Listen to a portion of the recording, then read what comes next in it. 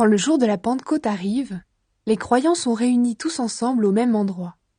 Tout à coup, un bruit vient du ciel. C'est comme le souffle d'un violent coup de vent. Le bruit remplit toute la maison où ils sont assis. Alors ils voient apparaître des langues, comme des langues de feu. Elles se séparent et se posent sur chacun d'eux. Tous sont remplis de l'Esprit Saint et ils se mettent à parler d'autres langues. C'est l'Esprit qui leur donne de faire cela. À Jérusalem, il y a des Juifs venus de tous les pays du monde. Ce sont des gens fidèles à Dieu. Quand ils entendent ce bruit, ils se rassemblent en foule. Ils sont profondément surpris, parce que chacun entend les croyants parler dans sa langue.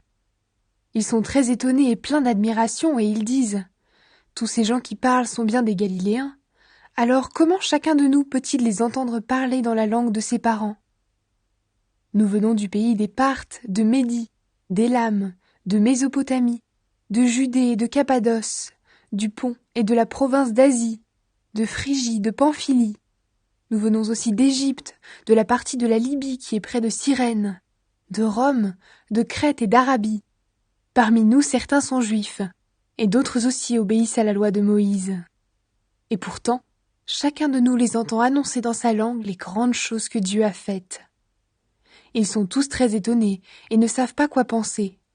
Ils se disent entre eux « Qu'est-ce que cela veut dire ?» Mais d'autres se moquent des croyants en disant « Ils sont complètement ivres !» Pierre parle à la foule.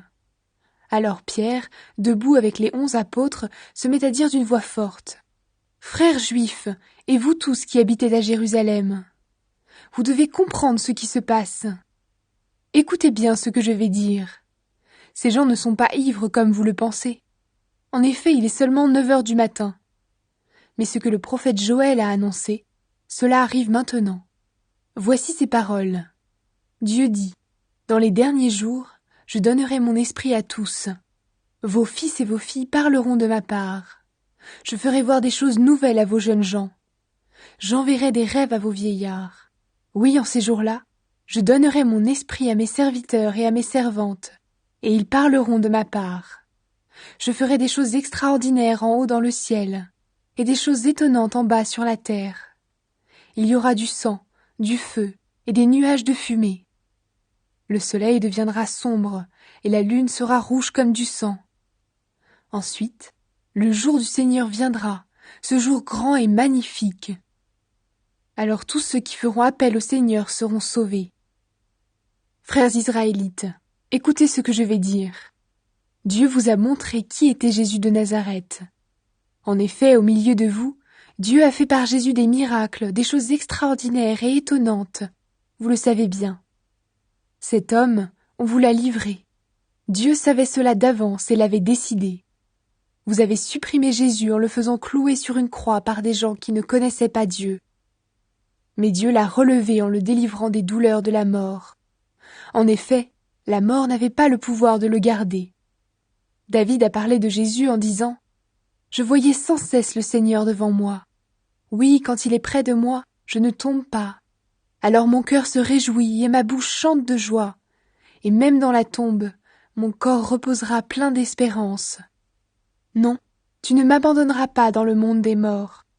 Tu ne laisseras pas ton ami fidèle pourrir dans la tombe. Tu m'as montré des chemins qui conduisent à la vie. Tu me rempliras de joie par ta présence. » Pierre ajoute « Frères, je peux vous le dire très clairement. Notre ancêtre David est mort. On l'a enterré. Et sa tombe est encore chez nous aujourd'hui. Mais David était prophète, et il savait que Dieu lui avait fait ce serment.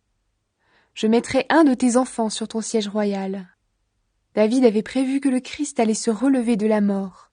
En effet, il a dit « Dieu ne l'abandonnera pas dans le monde des morts, et son corps ne pourrira pas dans la tombe. » Ce Jésus, Dieu l'a relevé de la mort, nous en sommes tous témoins. Dieu l'a fait monter jusqu'à sa droite. Il a reçu du Père l'Esprit Saint promis, et il nous l'a donné. Voilà ce que vous voyez et entendez maintenant. David n'est pas monté au ciel, et pourtant il a dit « Le Seigneur déclare à mon maître, « Viens t'asseoir à ma droite. Je vais mettre tes ennemis sous tes pieds. » Tout le peuple d'Israël doit donc le savoir de façon très sûre. Ce Jésus que vous avez cloué sur une croix, Dieu l'a fait Seigneur et Christ. 3000 personnes s'ajoutent au groupe des croyants. Quand les gens entendent cela, ils sont très émus. Ils demandent à Pierre et aux autres apôtres: « Frères, qu'est-ce que nous devons faire ?» Pierre leur répond: « Changez votre vie. Chacun de vous doit se faire baptiser au nom de Jésus-Christ. Ainsi, Dieu pardonnera vos péchés et il vous donnera l'Esprit Saint. En effet, la promesse de Dieu est pour vous et pour vos enfants. Elle est pour tous ceux qui sont loin, pour tous ceux que le Seigneur notre Dieu appellera. » Pierre parle encore longtemps pour les persuader et les encourager. Il leur dit: « Les gens d'aujourd'hui sont mauvais, quittez-les et Dieu vous sauvera. » Ceux qui acceptent la parole de Pierre se font baptiser. Ce jour-là, à peu près 3000 personnes s'ajoutent au groupe des croyants.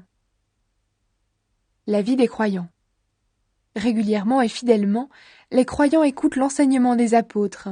Ils vivent comme des frères et des sœurs. Ils partagent le pain et ils prient ensemble. Les apôtres font beaucoup de choses extraordinaires et étonnantes, et les gens sont frappés de cela.